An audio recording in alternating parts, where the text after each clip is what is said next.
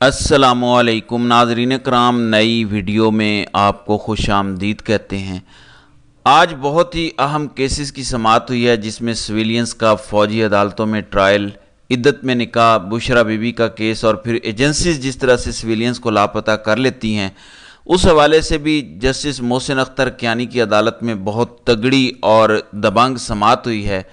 لیکن آج جو سپریم کورٹ کے اندر مناظر تھے، جس طرح ہر آنکھ اشک بار تھی، ہر کوئی آپ دیدہ تھا اور سپریم کورٹ کا ماحول بڑا سوگوار تھا، بڑی خبر ہے جس طرح سے حفیظ اللہ نیازی آج رنجیدہ اور غم زدہ نظر آئے ہیں۔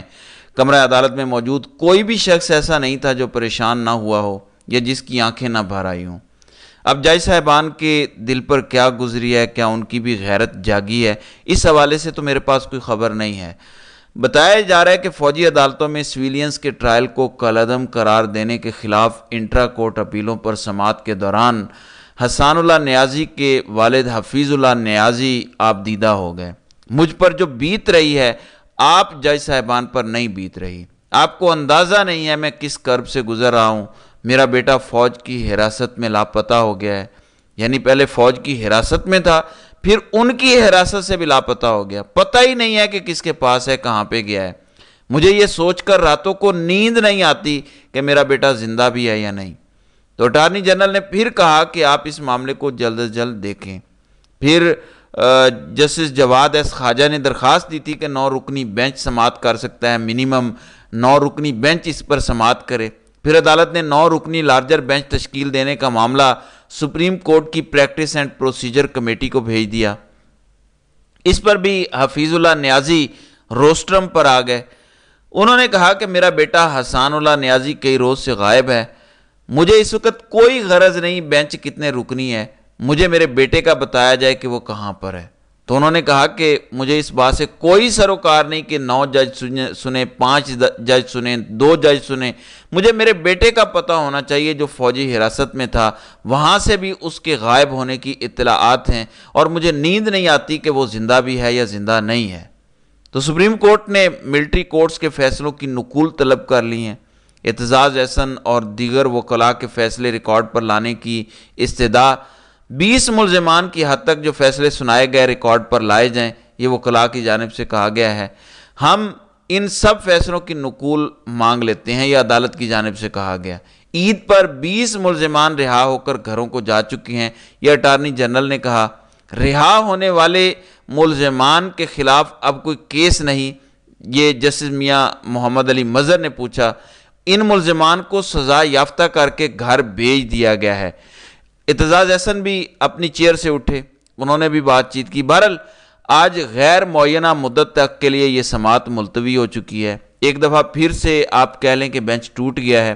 اس سے پہلے سردار طارق مسعود اس بینچ سے الگ ہوئے تھے اور اس وقت الگ ہوئے تھے جب انہوں نے ساری کی ساری گیم ڈال دی تھی، اور اب یہ دوسری دفعہ بینچ ٹوٹا ہے۔ یا آپ یوں کہہ لیں کہ پریکٹس اینڈ پروسیجر کمیٹی کا یہ معاملہ بھجوایا گیا ہے کہ کیا اس پہ 9 رکنی بینچ سماعت کرے گا یا یہی والا بینچ سماعت کرے گا۔ دوسری جانب اسلام آباد ہائی کورٹ کا بشرا بی بی کا اسلام آباد ڈائگناسٹک سینٹر یا ایکسل لیب سے طبی معائنہ کرانے کا حکم سامنے آیا ہے۔ 29 اپریل تک معائنہ کروا کے رپورٹ پیش کرنے کی ہدایت۔ جسٹس میاں گل حسن اورنگزیب کا گزشتہ حکم کی عدم تعمیل پر برہمی کا بھی اظہار۔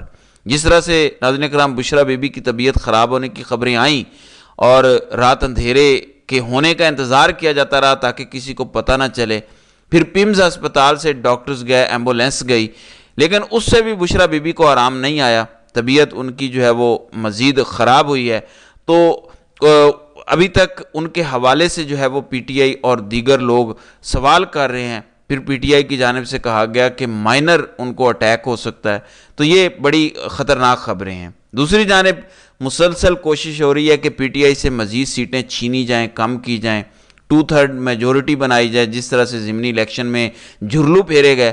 اب ہوا کیا ہے؟ اب لاہور ہائی کورٹ نے دبنگ فیصلے دیے ہیں۔ دوبارہ گنتی کی آڑ میں تحریک انصاف سے مزید 2 سیٹیں چھیننے کی کوشش ناکام ہوئی ہے۔ NA97 فیصل آباد اور NA133 قصور میں دوبارہ گنتی کا الیکشن کمیشن کا فیصلہ لاہور ہائی کورٹ نے جو ہے وہ کالعدم قرار دیا ہے۔ تو یہ آج لاہور ہائی کورٹ کی جانب سے فیصلہ دیا گیا और दोनों इलेक्शन कमीशन के फैसलों को कलअदम करार दिया गया है। लिहाजा पीटीआई से 2 मजीद सीटें छीनने की जो कोशिश थी वो कोशिश भी अब नाकाम हुई है। दूसरी जानिब इद्दत में निकाह वाले मामले की भी आज समाअत हुई। जिस तरह से रिजवान अब्बासी ने इंतहाई घटिया, इंतहाई बेहुदा, बिलो द बेल्ट, जैसे कोई गायनाकोलॉजिस्ट क्लास चल रही होती है, क्लास ले रहा होता है, उस तरह की गलीज गुफ्तगू जिसका वीलॉग में जिक्र भी नहीं किया जा सकता, उस तरह की बकवास बाजी की और बोंगियां मारी हैं। फिर इमरान खान और बुशरा बीबी की करैक्टर असैसिनेशन करने की कोशिश की गई। मुझे नहीं लगता कि कोई भी गैरतमंद इंसान इस तरह की घटिया और लघु गुफ्तगू सुन सकता है। तो इस तरह की बातें इस मकरू शख्स ने की हैं जो खुद किस कदर घटिया, मकरू और बेशरम होगा जिसकी गुफ्तगू इतनी घटिया हो। बहरहाल उसके बाद भरपूर तरीके से कोशिश की गई कि इमरान खान झूठा है, बुशरा बीबी झूठी है, इन दोनों का निकाह जायज़ नहीं है, इन्होंने मानिका के हक पर डाका डाला है। फिर इस घटिया वकील ने कहा कि मैंने सुप्रीम कोर्ट जाना है, मैं अवेलेबल नहीं हूँ। अब ये समाअत कुछ देर के लिए मुलतवी की गई है। देखते हैं कि दोबारा समाअत कब शुरू होती है और इस पर क्या फ़ैसला आता है। जबकि दूसरी जानिब शेख रशीद वो आज एक दावा करते हैं। शेख रशीद आजकल बड़ा कम मंजर आम पे आते हैं, आपको पता है इलेक्शन वो हार गए थे। वो कहते हैं कि मेरा इमरान खान से पहले भी ताल्लुक़ था और आज भी ताल्लुक़ है। नवाज शरीफ रोटियां और नाले चेक करने आए हैं, अवाम सिर्फ 2 महीने इंतज़ार करे, उसके बाद ये हुकूमत घर चली जाएगी। लेकिन आज जो जस्टिस मोहसिन अख्तर कियानी की अदालत में समाअत हुई है और जो उन्होंने ऑब्जर्वेशन और रिमार्क्स दिए हैं, पटिशनर की वकील बता रही हैं जिस तरह वज़ीर आज़म बयान देकर गए, यानी अनवारुल हक काकड़ की ये बात हो रही है कि जब वो हाई कोर्ट में आए थे उस रोज़ एक और बंदे को उठा लिया गया। इससे पता चलता है कि वज़ीर आज़म के बयान की कोई हैसियत और वक़्त नहीं है। खुद एहतसाबी कहाँ पर है जो नज़र आए। बलोच लापता अफराद से मुताल्लिक केस की समाअत के दौरान जस्टिस मोहसिन अख्तर कियानी के रिमार्क्स पुलिस वालों को तो आराम से मुअत्तल कर देते हैं, क्योंकि वो जो करते हैं सबके सामने करते हैं। क्या एजेंसीज में कोई जवाबदेह है? खुद एहतसाबी कहाँ पर है जो नज़र आए। हर इदारे ने अपने इख्तियार में रहकर काम करना है, अदालत ने भी अपने इख्तियार के अंदर रहकर काम करना है, ये बड़ा वाज़ेह है। तो जस्टिस मोहसिन अख्तर कियानी ने कहा कि हमने वज़ीर आज़म को बुलाया, किसी ने उस फैसले को या उस चीज़ को सीरियस नहीं लिया, फिर लोग उठाए जा रहे हैं। पुलिस वालों को तो फेंटा भी लग जाता है, पुलिस वाले तो मुअत्तल भी हो जाते हैं। लेकिन ये जो एजेंसीज़ के लोग हैं, इनके दिल में जो आता है ये करते हैं। ये जजेस पर दबाव डालते हैं, ये मजबूर करते हैं फैसले देने पर, ये लोगों को गायब करते हैं और इनकी कहीं पे कोई बाज पुरस नहीं होती। ये मुअत्तल क्यों नहीं होते, इनके खिलाफ एक्शन क्यों नहीं लिया जाता। इसके अलावा जो पंजाब हुकूमत और धी रानी मैडम चीफ मिनिस्टर, उनके हवाले से जो तासुर दिया जा रहा है कि बहुत ही साफ और शफाफ दिन रात वो काम कर रही हैं, तो अब उस हवाले से भी स्कैंडल आ रहे हैं कि जिस तरह से DGPR पंजाब को तब्दील किया गया, इश्तिहारात की मद में जिस तरह से पैसे रोके गए, जिस तरह से पैसा कमाया गया, ये भी एक बड़ा स्कैंडल है जिसकी बहुत जल्द मज़ीद तफसीलात सामने आएंगी तो लोगों को पता चलेगा कि ये मैडम चीफ मिनिस्टर कितने बड़े घपले कर रही हैं। इसके अलावा नून लीग के अंदर नाज़रीन कराम एक जंग लगी हुई है।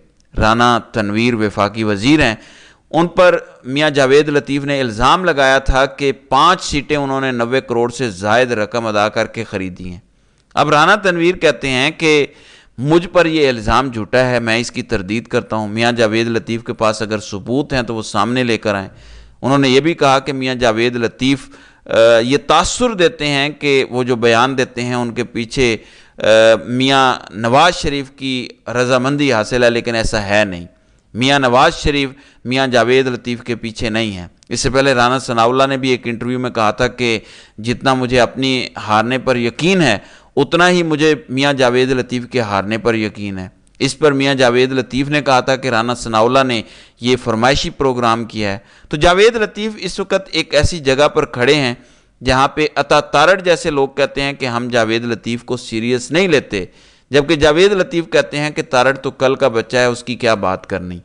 फिर राना तनवीर भी कहते हैं कि खुद से ये अपना गुस्सा निकालते हैं, नवाज शरीफ इनके पीछे नहीं है। लिहाजा नून लीग के अंदर एक इंटरनल पॉलिटिक्स, इंटरनल बकवासबाजी जारी है। वो जिस तरह आबिद रज़ा कोटला ने कहा कि हम सारे ही हारे हुए हैं, हम तो दूसरे नंबर पर हैं, पहले नंबर पर PTI है।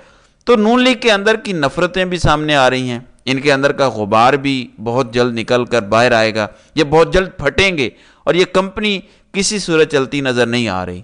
تو ناظرین کرام، آپ کی اس ویڈیو کے حوالے سے کیا رائے ہے؟ آپ اپنی رائے کا اظہار کامنٹ سیکشن میں ضرور کیجیے گا۔